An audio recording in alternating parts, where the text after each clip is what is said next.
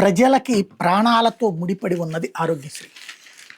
ఏ ప్రభుత్వమైనా సరే చేయాల్సిన పని. మనం యూరప్ దేశాల గురించి గొప్పగా చెప్పుకునేది ఏంటంటే విద్యా వైద్యం ఉచితం అక్కడ.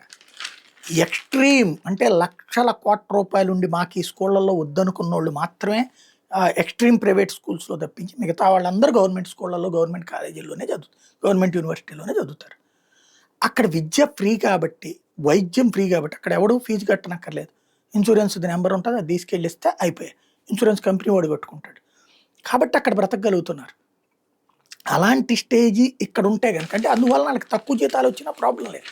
మన దగ్గర ఎంత జీతాలు వచ్చినా ఒక్కసారి ఆసుపత్రి పాలైతే ఆస్తులు అమ్ముకోవాల్సిన పరిస్థితి వస్తుంది. అలాగే ఒక్కసారి పెద్ద సమస్యలో పడ్డామా ఇక నానా ఇదైపోతుంది. ఇక చదువులైతే అరాచకం. ఈ ఆరోగ్య సమస్యల వలన అయ్యే ఖర్చుల కారణంగా చదువులకి పిల్లల్ని మానిపించేసినటువంటి పరిస్థితులు దశాబ్దాలు నడిచినాయి మనకి. దాన్ని పరిష్కరించడానికే పాదయాత్ర సందర్భంగా ప్రజలు చెప్పినటువంటిది అది వ్యక్తిగత సమస్య, దీన్ని నేనేం చేయగలను అని కాకుండా బాధ్యతగా ఆలోచించినటువంటి రాజశేఖర రెడ్డి తీసుకొచ్చిందే ఫీజు రీఎంబర్స్మెంట్, ఆరోగ్యశ్రీ. అంటే ప్రభుత్వమే బాధ్యత వహించడం. వెంటనే సాధారణంగా ఏం చేస్తాడు ఎవడైనా సరే, ప్రభుత్వ పాఠశాల మెరుగుపరుస్తున్నాం, ప్రభుత్వ వైద్యశాల మెరుగుపరుస్తున్నాం, అక్కడికి వెళ్ళి చూపించుకోండి అంటాడు. మేము వస్తే అది చేస్తామంటాడు. గతంలో అట్లాగా దశాబ్దాలు జరిగిపోయినాయి. కానీ ప్రజలకేంటి, ఉచితంగా కనిపించే ప్రభుత్వం అనేటప్పటికి ప్రభుత్వ పాఠశాల, ప్రభుత్వ వైద్యశాల కనిపిస్తుంది. ఇంకోటి వీళ్ళకి కూడా గవర్నమెంట్ పర్మనెంట్ ఉద్యోగాలు ఉండేటప్పటికి వాటి మీద ఇంట్రెస్ట్ ఉండదు, రెస్పాన్సిబిలిటీ తీసుకోరు ఆ ఉద్యోగులు, టీచర్లు కానీ ఆ డాక్టర్లు కానీ. దాంతో వాటిట్లో ఒకవేళ వాళ్ళు చూపెట్టినా వీళ్ళకి వాళ్ళు చేసేటటువంటి దాని మీద ఒక నెగిటివ్ ఫీలింగ్ ఉండిపోతుంది.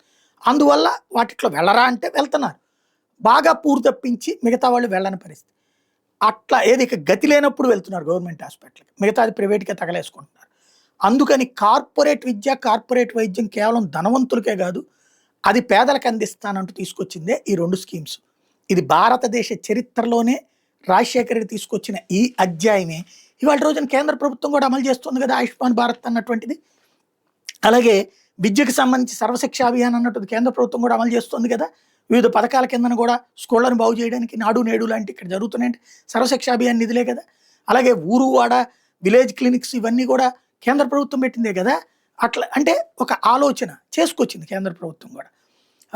ఏది ఆయుష్మాన్ భారత్ స్కీమ్ లాంటివి కూడా. అంటే రాజశేఖర రెడ్డి చేసినటువంటి ఆ పని దేశంలో కరెక్ట్ అని కేంద్రం కూడా అంగీకరించినట్టయింది. సరే వాళ్ళు క్రెడిట్ ఎవరు, వీళ్ళు క్రెడిట్ అడిగి తీసుకోవడం జాత కాదు. క్రెడిట్ రాసి ఇచ్చేటటువంటి మీడియా ఇక్కడ బాబు గారిది అయితే క్రెడిట్ ఇస్తుంది తప్పించి రాజశేఖర రెడ్డి వాళ్ళ కుటుంబాన్ని అయితే ఇవ్వదు. అది పక్కన పెడితే ఇప్పుడు ఇవాళ ఒక అపెండిసైటిస్ ప్రాబ్లం వచ్చింది, హాస్పిటల్కి వెళ్తే డిటెక్ట్ అయింది. ఆరోగ్యశ్రీలో ట్రీట్మెంట్ అవుతుంది కాబట్టి ఇంతవరకు గబక్కని జాయిన్ అయిపోయి, ఇప్పుడు ఏంటి ఆరోగ్యశ్రీ బంద్ చేసేశారు.